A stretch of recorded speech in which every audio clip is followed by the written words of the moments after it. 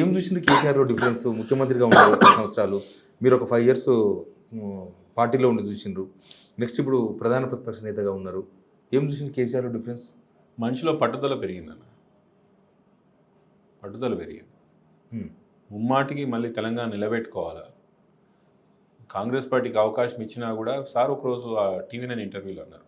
Sir మీరేం చెప్పాలనుకుంటున్నారని ఆయన anchor గారు అడిగినప్పుడు, ముఖ్యమంత్రి గారికి మీరు సలహా ఇవ్వాలనుకుంటున్నారంటే, మంచిగా చేసుకోండి, గంభీరంగా నడుచుకోండి, దేవుడు మంచి అవకాశం ఇచ్చాడు మీకు, తెలంగాణ యాజ్ అ ప్రయారిటీగా నడపండి అని చెప్పాడు. రేవంత్ రెడ్డి పేరు తీసిండ్రా ఎప్పుడన్నా మీ దగ్గర? లేదు. చాలా వీడియోలో కూడా పేరు తీయడం ఎందుకు? నిత్యం కేసీఆర్ గారి వయసు, ఆయనకున్న మర్యాద, ఆయన గౌరవాన్ని అన్నీ కూడా మర్చిపోయి మాట్లాడుతున్న వాళ్ళు కొంతమంది తెలుసుకోవాలా. మీ గురించి అగౌరవంగా మాట్లాడు కాదు ఆయన ముందల, మీ గురించి మాట తీయడానికి కూడా ఆయన ఇష్టపడట్లేదు. ఎందుకు రేవంత్ రెడ్డి పదే పదే కేసీఆర్ రావాలి? మొన్న రీసెంట్గా కూడా మాట్లాడాడు. ఆయన ప్రతిపక్ష నేతగా హోదా ఎందుకు, ఆయనకు జీతం ఎందుకు, ఆయన బయటికే రాంది, ఎందుకు రావాలని కోరుకుంటున్నాడు రేవంత్ రెడ్డి? ఎంపీగా 5 సంవత్సరాలు రేవంత్ రెడ్డి గారు మల్కాజ్గిరిలో పనిచేసారు. ఎన్నిసార్లు పోయారు కాన్స్టిట్యున్సీ? దాదాపు సంవత్సరం దాటిపోయింది ఎమ్మెల్యేగా ఆయన నెగ్గి.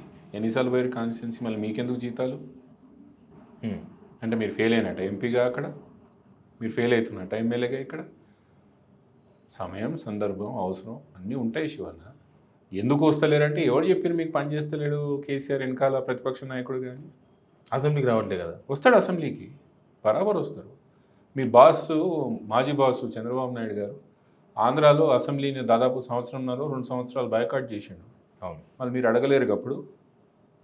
తప్పు కదా, శాసనసభ్యునిగా మీరు ప్రతిపక్ష నాయకుడిగా మీరు పోవాలి హౌస్, కానీ ఇప్పుడు అడగలేదు మీరు ఎందుకు? మీ ఏజ్కు కేసీఆర్ ఏజ్కు చాలా డిఫరెన్స్ అసలు మనం లెక్క కూడా పెట్టలేము. కానీ కేసీఆర్తో చాలా క్లోజ్గా ఉన్నారు మీరు. నేను ఒక వీడియో చూసిన, కేసీఆర్ కారు నడుపుతారు, మీరు కూర్చున్నారు ఆ కారులో. నేను ఆ రోజు అదృష్టానికి ఏమైందంటే, చాలా రోజులు సార్ కలవలేకపోతే ఈ మధ్యకాలంలో రెగ్యులర్గా ఫామ్లో నడుపుతుండు సార్. ఓకే. రెగ్యులర్గా ఫామ్లో నడుపుతున్నారు, అక్కడ ఉన్న వాళ్ళు రెగ్యులర్గా సార్తో కారులో తిరుగుతున్న వాళ్ళు కూడా. ఆ రోజు నేను పోయినప్పుడు కొంతమంది బయటికి వెళ్ళి కొంతమంది వచ్చిన వాళ్ళు కూడా ఫోటో దొరికింది. అంతే, స్పెషల్గా మనకి ఏమి ఆ రోజు ట్రీట్మెంట్ ఏం లేదు. కేసీఆర్ రాజకీయం అయిపోయిందని కూడా అన్నారు. నేను బయటికి రాకుండా నేనే బంధించేసిన ఫామ్ హౌస్లో. చూడన్నా, ఇవన్నీ అహంకారం మాటలు, అవివేకంగా మాట్లాడడం ప్రజలు నచ్చాయన్న. ఇవన్నీ మీరు అనుకుంటారు నేను బ్రహ్మాండంగా మాట్లాడుతున్నా ఏముంది అనుకుంటారు, కానీ ఇవన్నీ మాటలు బయటకు వింటే బయట నవ్వుకుంటారు మిమ్మల్ని చూసి. కేసీఆర్ని మరిపియాలనే ఒక ప్రయత్నంలో మీరు మర్చిపోయేటట్టున్నారు జనాలు మిమ్మల్ని.